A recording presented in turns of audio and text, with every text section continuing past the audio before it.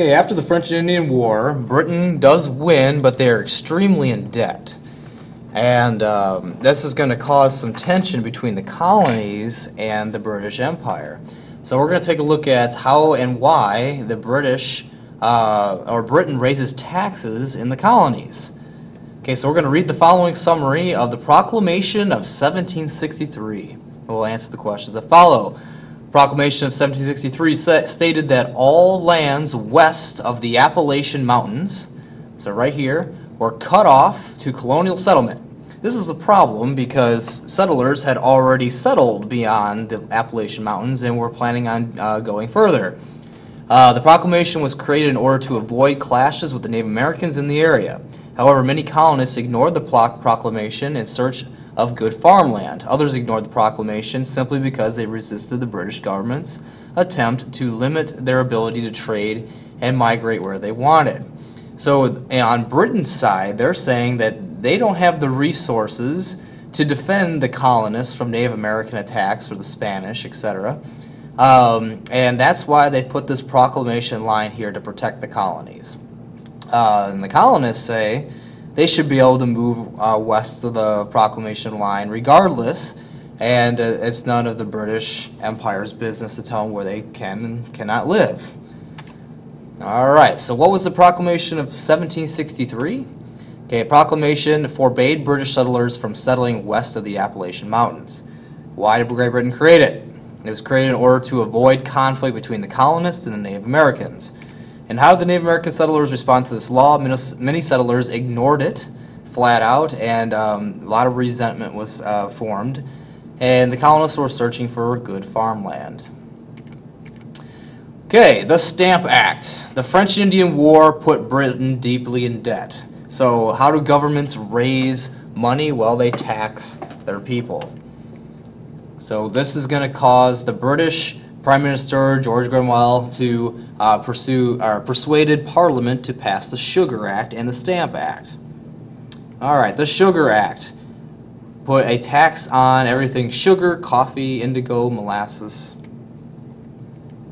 The Stamp Act puts taxes on newspapers, dice, even playing cards, all legal documents like marriage licenses or anything like that.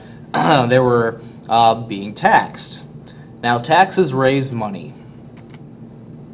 Here you are. You must have a stamp of the Stamp Act on any kind of newspaper.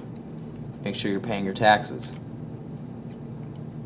Here are some Bostonians from Boston reading the Stamp Act. They don't look very happy about this.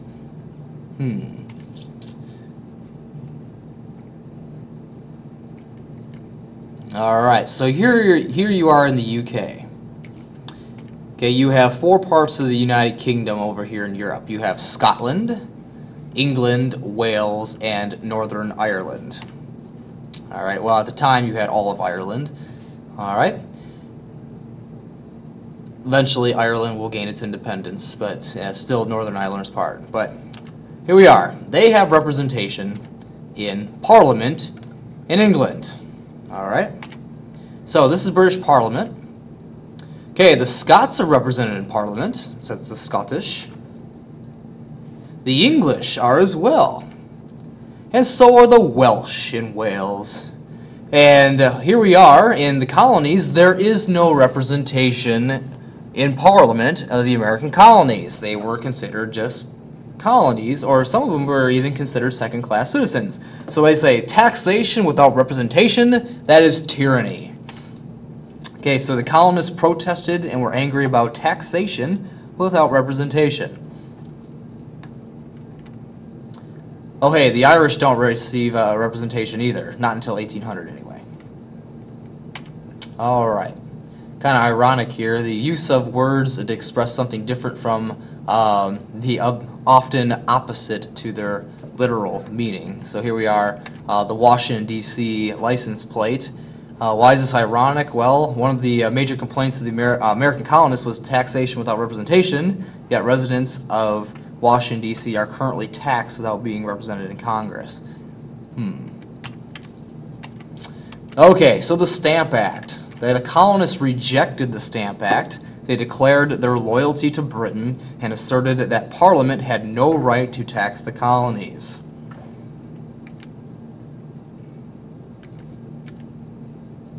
Now the colonists began to boycott British goods. It says, here's the King George III. He says, all right, we'll repeal the Stamp Act. Will you make the you bloody American hooligans happy? Now, end your boycott already. Okay, in 1766, Parliament repeals the Stamp Act. Here's the actual funeral that was held in honor of the dead Stamp Act. They put it in a child's coffin.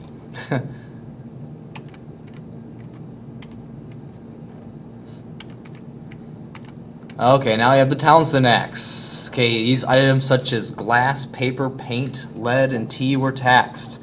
Colonists signed the Non-importation agreements, continuing their boycott of British goods. So their cry is to have, you're taxing us, but we do not have representation within British Parliament.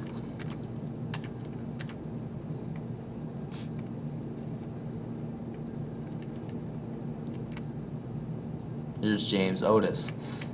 Okay, more people joined the Sons and Daughters of Liberty, which protested against British policies.